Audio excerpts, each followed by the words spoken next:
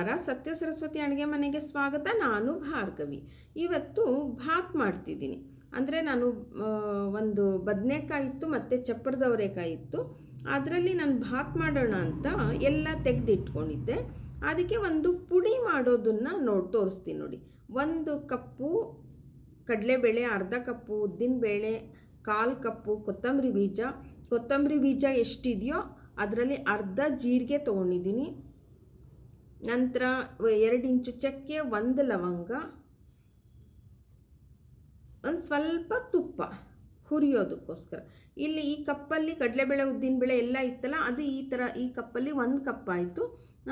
ಆ ಒಂದು ಅಳತೆನಲ್ಲಿ 2.5 ಕಪ್ಪು ಬ್ಯಾಡಗಿ ಮೆಣಸಿನ್ಕಾಯಿ, ಅರ್ಧ ಕಪ್ಪು ಗುಂಟೂರು ಮೆಣಸಿನ್ಕಾಯಿ ತೊಗೊಂಡಿದ್ದೀನಿ.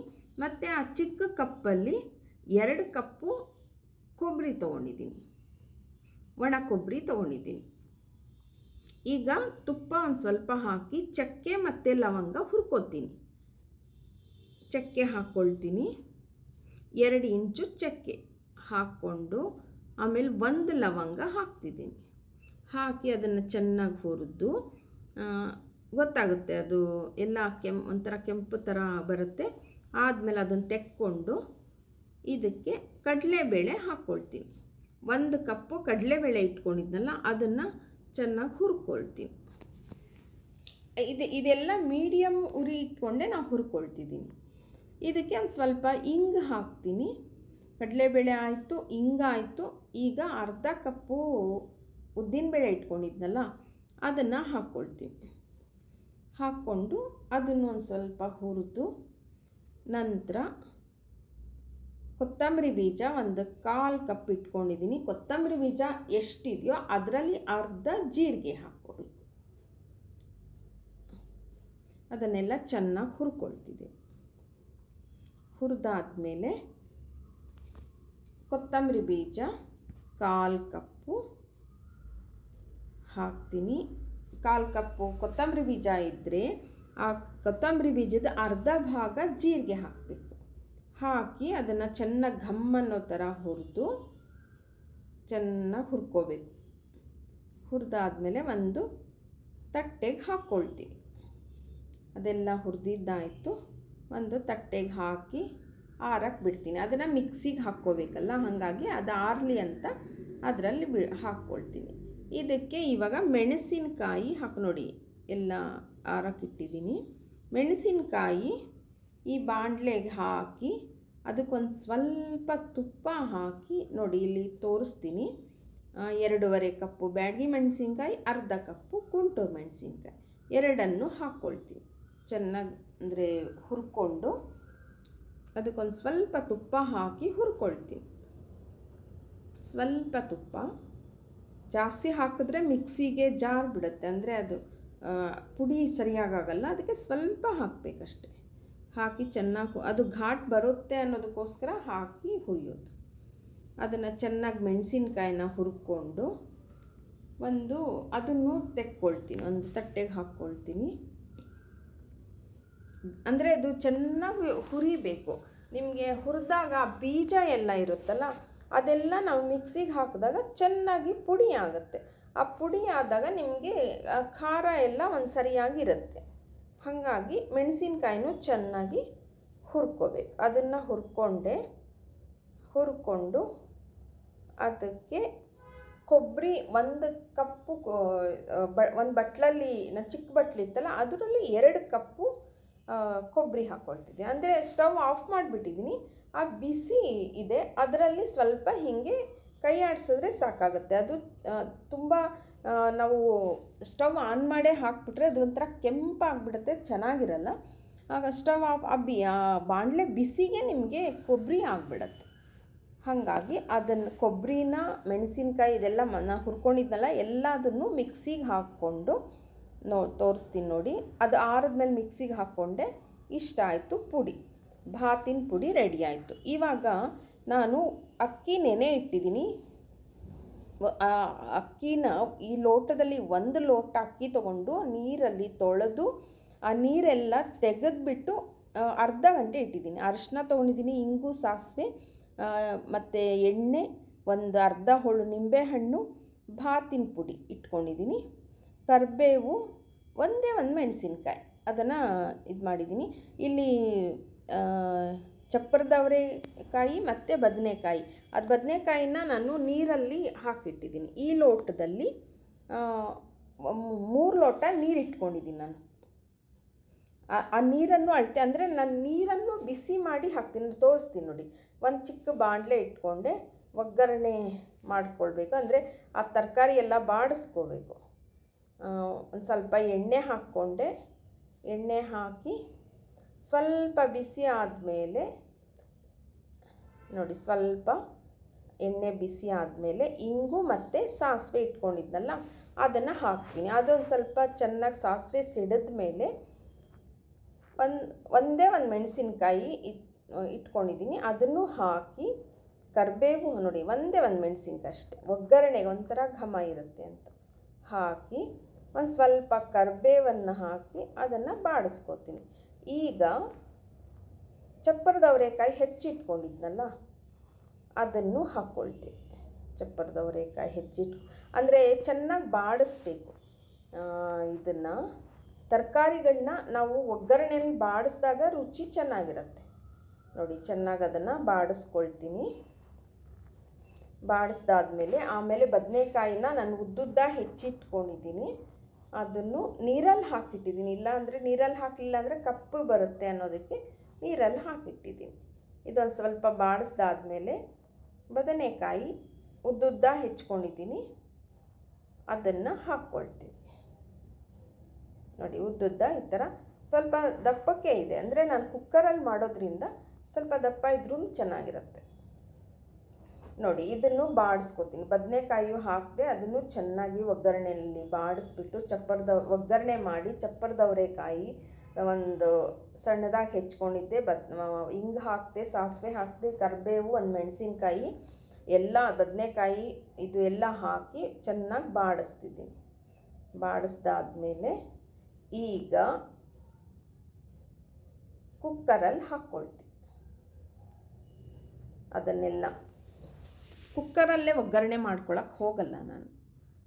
ಒಂದು ಬಾಣಲೆ, ಚಿಕ್ಕ ಬಾಣಲೆನಲ್ಲಿ ಮಾಡಿ ಅದನ್ನು ಎಲ್ಲ ಹಾಕ್ಕೊಳ್ತೀನಿ. ಕುಕ್ಕರಲ್ಲಿ ಹಾಕಿ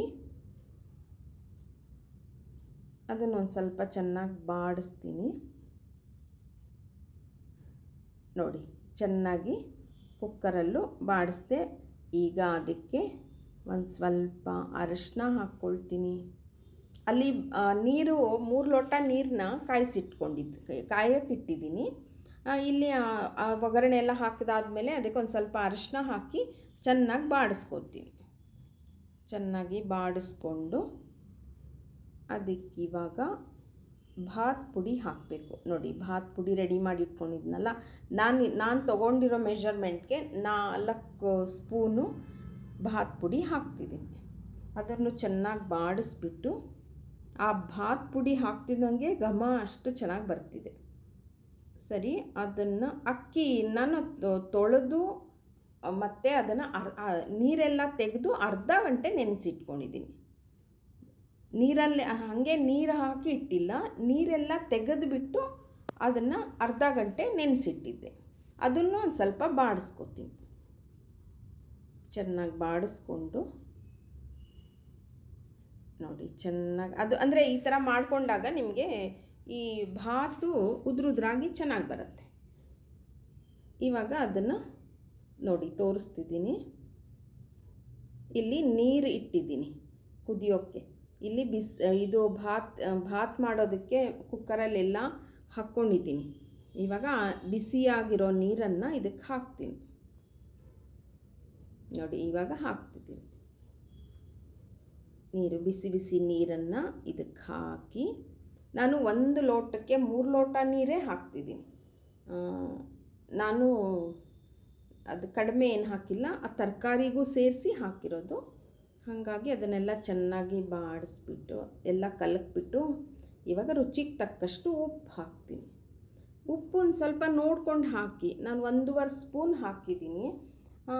ಸ್ವಲ್ಪ ಕಡಿಮೆ ಆದರೂ ಆಮೇಲೆ ಹಾಕ್ಕೋಬೋದು, ಜಾಸ್ತಿ ಆದರೆ ಅಂದರೆ ಅದನ್ನು ಕಡಿಮೆ ಮಾಡೋಕ್ಕಾಗಲ್ಲ. ಹಾಗಾಗಿ ಅದನ್ನು ಹಾಕಿ ಇವಾಗ ಈಗಲೇ ಒಂದು ಅರ್ಧ ಹೋಳು ನಿಂಬೆಹಣ್ಣು ಹಿಂಡ್ಬಿಡ್ತೀನಿ. ಈ ನಿಂಬೆಹಣ್ಣು ಹಿಂಡೋದ್ರಿಂದ, ರಸ ಹಾಕೋದ್ರಿಂದ ಉದುರುದ್ರು ಬರುತ್ತೆ, ಒಂಥರ ರುಚಿ ಚೆನ್ನಾಗಿರುತ್ತೆ. ಹಾಗಾಗಿ ಇದನ್ನು ಇವಾಗ ಮುಚ್ಚಳ ಮುಚ್ಚಿ, ಕುಕ್ಕರ್ ಮುಚ್ಚಳ ಮುಚ್ತಿದ್ದೀನಿ. ಒಂದು ಸ್ವಲ್ಪ ಸ್ಟೀಮ್ ಬಂದ ಮೇಲೆ ವೆಯ್ಟ್ ಹಾಕ್ತೀನಿ. ಸ್ಟೀಮ್ ಬರ್ತಿದೆ, ವೆಯ್ಟ್ ಹಾಕ್ತಿದ್ದೀನಿ. ಹಾಕಿ ಅದನ್ನು ಒಂದು ಸರ್ತಿ ಕೂಗಿಸ್ಕೊತೀನಿ. ಕೂಗಿಸಿ ಒಂದು 8ರಿಂದ 10 ನಿಮಿಷ ಕಮ್ಮಿ ಉರಿನಲ್ಲಿ ಇಟ್ಕೊಳ್ತೀನಿ. ನೋಡಿ, ಒಂದು ಸರ್ತಿ ಕೂಗ್ದಾದ್ಮೇಲೆ ಒಂದು ಕಮ್ಮಿ ಉರಿ, ಅಂದರೆ ತುಂಬ ಮೀಡಿಯಮ್ ಉರಿಗಿಂತ ಕಡಿಮೆ ಉರಿ ಮಾಡಿ ಒಂದು 10 ನಿಮಿಷ ಬಿಟ್ಬಿಡಬೇಕು. ಬಿಟ್ಟು ಆಮೇಲೆ ಸ್ಟವ್ ಆಫ್ ಮಾಡ್ತೀನಿ. ಈಗ ನೋಡಿ, ಸ್ಟವ್ ಆಫ್ ಮಾಡ್ತಿದ್ದೀನಿ.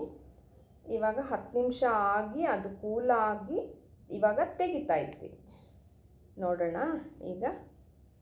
ನೋಡಿ, ತೆಗಿತಿದ್ದೀನಿ. ವಾವ್, ಎಷ್ಟು ಚೆನ್ನಾಗಿ ಬಂದಿದೆ ನೋಡಿ. ಅದು ಅಂದರೆ ಆ ಅನ್ನ ಎಲ್ಲ ಚೆನ್ನಾಗಿ ಬೆಂದಿರುತ್ತೆ. ತರಕಾರಿ ಜೊತೆಯಲ್ಲಿ ನೀವು ಅನ್ನ ಅಂದರೆ ಅಕ್ಕಿ ಬೇಯೋದ್ರಿಂದ ನಿಮಗೆ ಭಾತು ತುಂಬ ರುಚಿಯಾಗಿರುತ್ತೆ. ನೋಡಿ, ನಿಮಗೆ ಚೆನ್ನಾಗಿ ಬೆಂದು ಇದೆ, ಉದ್ರಾಗೂ ಇದೆ. ಕೈ ಆಡಿಸ್ಬೇಕಾದ್ರೆ ಸ್ವಲ್ಪ ಬಿಸಿ ಇರುತ್ತಲ್ಲ, ಹಾಗಾಗಿ ಸ್ವಲ್ಪ ನಾಜೂಕಾಗಿ ಅದನ್ನು ಇದು ಮಾಡಬೇಕು. ಆಮೇಲೆ ಆರಿದ್ಮೇಲೆ ಅದು ನೋಡಿ ತೋರಿಸ್ತೀನಿ ಎಷ್ಟು ಚೆನ್ನಾಗಿ ಬೆಂದಿದೆ. ಅಂದರೆ ಉದ್ರಾಗೂ ಇದೆ, ಅಕ್ಕಿ ಬೆಂದು ಇದೆ, ಅನ್ನ ಚೆನ್ನಾಗಾಗಿದೆ. ಅಂದರೆ ಭಾತು ಇವಾಗ ಆಯಿತು. ಅದನ್ನು ಈ ಬಟ್ಲಲ್ಲಿ ತೆಗಿತೀನಿ. ಹಾಕೋವಾಗ ಗೊತ್ತಾಗುತ್ತೆ ನೋಡಿ ಎಷ್ಟು ಚೆನ್ನಾಗಿದೆ ಭಾತು ಎಲ್ಲ. ಅಂದರೆ ನಿಮಗೆ ಮಾಡೋವಾಗ ಇನ್ನೂ ಬೇರೆ ತರಕಾರಿಗಳ ಹಾಕಿನೂ ಮಾಡ್ಕೋಬಹುದು, ಸೊಪ್ಪು ಹಾಕಿನೂ ಮಾಡ್ಬೋದು. ಭಾತ್ ಪುಡಿ ನಾವು ಒಂದು ಪಲ್ಯ ಮಾಡಿ ಅನ್ನ ಕಲಿಸ್ಕೊಳ್ಳೋದು, ಅದು ಒಂಥರ ರುಚಿ, ಅದು ಒಂಥರ ಚೆನ್ನಾಗಿರುತ್ತೆ. ನೀವು ಈ ಥರ ಭಾತ್ ಮಾಡಿದಾಗಲೂ ಇದು ತುಂಬ ಡಿಫ್ರೆಂಟಾಗಿರುತ್ತೆ, ಚೆನ್ನಾಗಿರುತ್ತೆ. ಭಾತ್ ಪುಡಿ ನಾವು ಪಲಾವ್ ಎಲ್ಲ ಮಾಡ್ತಾರಲ್ಲ, ಆ ಥರನೇ ನಾವು ಅಲ್ಲಿ ಪಲಾವ್ಗೆ ಇದೆಲ್ಲ ಬೇರೆ ಮಸಾಲೆ ಹಾಕ್ತೀವಿ, ಇದು ಭಾತ್ ಪುಡಿ ಹಾಕ್ತೀವಿ. ನೋಡಿ, ರೆಡಿ ಆಯಿತು ಭಾತ್ ಪುಡಿ. ಭಾತು ಬದನೆಕಾಯಿ ಚಪ್ಪರದವರೆಕಾಯಿ ಭಾತು ರೆಡಿ ಆಯಿತು. ನೋಡಿ, ನಿಮ್ಮ ಮನೆಯಲ್ಲೂ ಈ ಥರ ಒಂದು ಭಾತ್ ಮಾಡಿಕೊಂಡು ತಿಂದು ನನಗೆ ತಿಳಿಸಿ. ಚೆನ್ನಾಗಿ ಇರುತ್ತೆ. ಇದಕ್ಕೆ ಒಂದು ರಾಯ್ತ ಮಾಡೋಣ ಅಂತ ಒಂದು ತಂಬುಳಿ, ಒಂದು ಸಿಂಪಲ್ಲಾಗಿ ತಂಬುಳಿ ಮಾಡಿದ್ದೆ. ಯಾವುದು ಸೌತೆಕಾಯಿ ಇತ್ತು, ಅದರದ್ದು ತಂಬುಳಿ ಮಾಡಿದ್ದೆ. ಅದನ್ನು ನಾನು ಹಾಕಿದ್ದೀನಿ, ಇದು ವಿಡಿಯೋ ಮಾಡಿ ಹಾಕಿದ್ದೀನಿ. ತಿರುಳಿತ್ತು, ಸಿಂಪಲ್ಲಾಗಿ ಎಲ್ಲ ಹಾಕಿ ಒಂದು ತಂಬುಳಿ ಮಾಡಿ. ನೋಡಿ, ಉದ್ರಾಗಿ ಎಷ್ಟು ಚೆನ್ನಾಗಿದೆ. ಮಾಡಿಕೊಂಡು ತಂಬುಳಿ ಜೊತೆಯಲ್ಲಿ ತಿಂದರೆ ಆಹಾ, ತುಂಬ ಚೆನ್ನಾಗಿರುತ್ತೆ. ಅದ್ಭುತವಾದ ಕಾಂಬಿನೇಷನ್. ಅದರಲ್ಲೂ ಇವಾಗ ಮೊಸರಲ್ಲಿ ಮಾಡ್ಕೊಳ್ಳೋದು, ಈ ಥರ ಭಾತುಗಳು ಎಲ್ಲ ಮಕ್ಕಳಿಂದ ದೊಡ್ಡವ್ರ ತನಕನೂ ಇಷ್ಟಪಡ್ತಾರೆ. ನೋಡಿ, ನಿಮ್ಮ ಮನೆಯಲ್ಲೂ ಈ ಥರ ಒಂದು ಭಾತ್ ಮಾಡಿಕೊಂಡು ತಿಂದು ನನಗೆ ತಿಳಿಸಿ. ನನ್ನ ಚಾನಲ್ ಸಬ್ಸ್ಕ್ರೈಬ್ ಮಾಡಿ, ಶೇರ್ ಮಾಡಿ, ಸಪೋರ್ಟ್ ಮಾಡಿ. Thank you.